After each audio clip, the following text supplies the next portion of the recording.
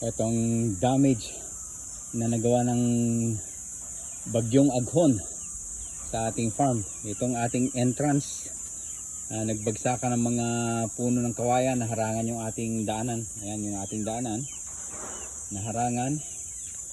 Dami mga kumapay na puno ng kawayan. Ayan, dami mga dahon na nagkalat. Ayan, nagkalat ang dahon sa buong farm.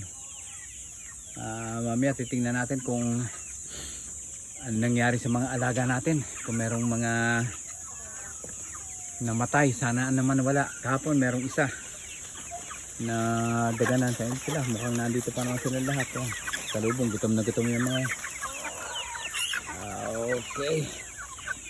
Tingnan natin yan. Kaya tingnan natin kung ano nangyari sa ating wala ba kayong kasamang mga namatay? Sana naman wala. Yung ating mga net medyo ayun siguro medyo dami tayong repairin. Ayun ano nangyari dun sa yan, mga kawayan.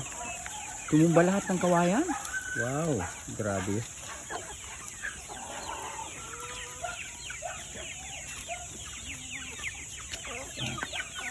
Tingnan mo pang mga ito nakasurvive itong mga to, mga tiyo na ngayon basa pa yung iba. Basa pa. Nasa ilalim ng kubo kahapon yung mga yan. Yun, merong nandun sa konting silungan doon, meron silang pero dyan merong nadaganan.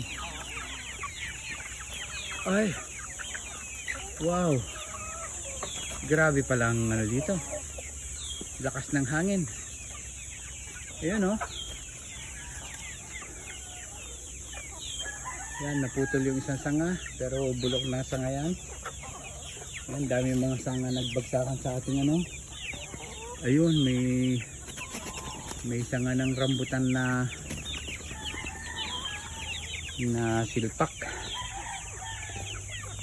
Ayan ang ating dating daanan.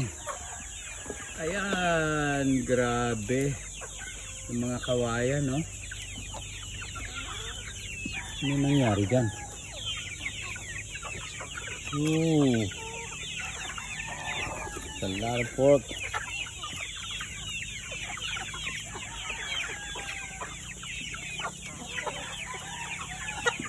Ayan yung daan natin. Ayan yung ating daan naharangan na ng puno ng kawayan na natumba. So tayo dito ngayon. Punta dun sa ating kubo. Ayan yung nangyari dito sa ating bakod. Taas, may natumbang mga poste ng bakod. Okay. So tayo dito. Ayan. Ubos yung buong ng kawayan. Paano nangyari yan?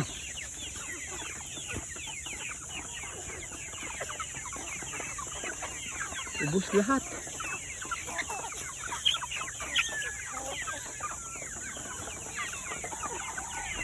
Ayan yung buong ayun. Nabunot sa ugat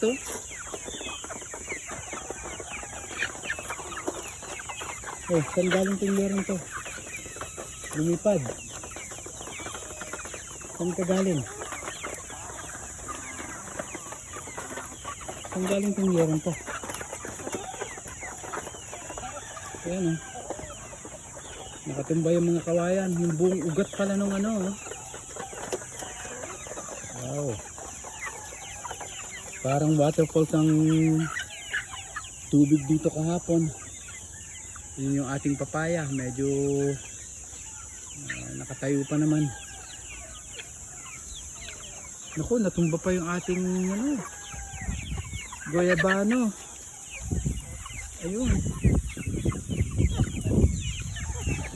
dami tayong trabaho. Naku, 2 goyabano tumba.